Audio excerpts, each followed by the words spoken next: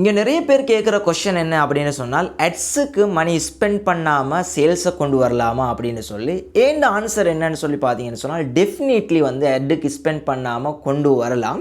But வந்து அது two ஸ்லோவாக இருக்கிறதோடு வந்து it will take too much of time, நிறைய டைம் எடுக்கும், நிறைய கண்டென்ட் போடணும். ஸோ எங்கள்கிட்ட கன்சிஸ்டன்சி என்ற ஒரு விஷயம் வந்து அங்கே கட்டாயமாகவே இருக்கணும். நீங்கள் என்ன தான் ஆர்கானிக் கண்டென்ட் நீங்கள் போட்டாலும் உங்களோட சேல்ஸில் 50% ஆஃப் சேல்ஸ் தான் நீங்கள் ஆர்கானிக் கண்டென்ட் மூலமாக எதிர்பார்க்கலாம்.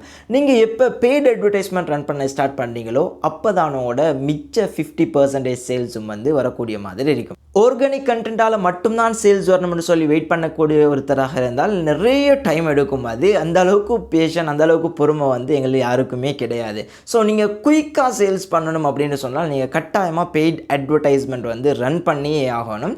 நீங்களும் டிஜிட்டல் மார்க்கெட்டிங் படிக்கணும்னு சொல்லி ஆசை இருக்கிற ஒருத்தராக இருந்தால் லிங்க் அப்படின்னு சொல்லி கமெண்ட் பண்ணுங்கள். நாங்கள் எங்களோட வாட்ஸ்அப் குரூப் லிங்க்கை உங்களுக்கு வந்து டிஎம் பண்ணி வைக்கிறோம்.